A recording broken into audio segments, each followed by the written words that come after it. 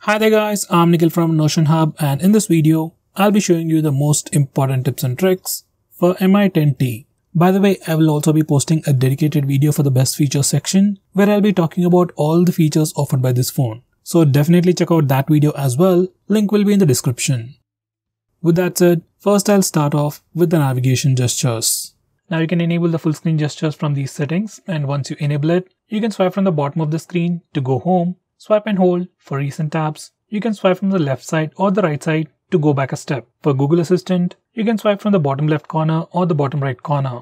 And just like on iOS, you can just swipe left or right on the bottom bar to quickly switch between applications. Next, we can also trigger Google Assistant by just using the power button. You just need to enable this option, you just need to enable this toggle and then press and hold the power button to trigger Google Assistant.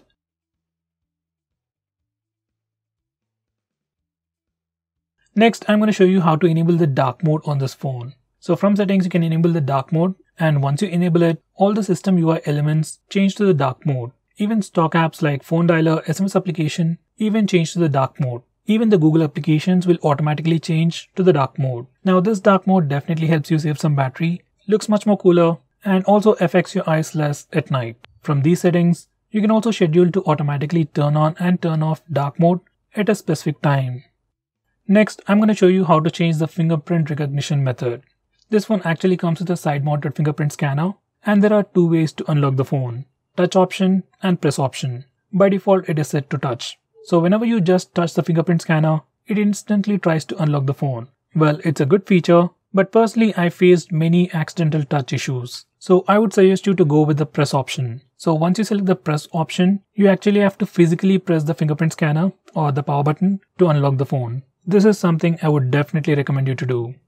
Next, I'm going to show you how to take pictures using palm gesture.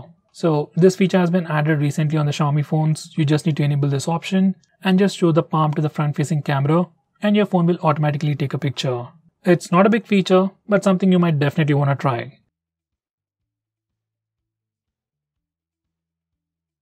Next, I'm going to show you how to take screenshots on this phone. By default, on any Android phone, if you want to take a screenshot, you can just press the volume down button and power button both at the same time to take a screenshot. For some reason, if that's a bit difficult for you, on this phone we also have the 3-finger screenshot gesture. Once you enable it, you can just swipe down using 3 fingers to take a screenshot. By the way, we also have a quick shortcut to take a screenshot even in the notification toggles. Next, I'm going to show you how to take a longer screenshot. So to take a longer screenshot, first we need to take a regular screenshot. You can either use the buttons or the gesture. Now once you take a screenshot, you'll see a small pop-up preview. Just tap on scroll to start taking a long screenshot. Next, I'm going to show you how to use split screen mode on this phone, or to say how to use 2 applications at the same time. For that, first go to the recent tabs. Then click and hold on the application that you want to use in the split screen mode. Then select split screen. Now you can select the secondary app from the list below, or you can go to the home screen and select the secondary app from the home screen.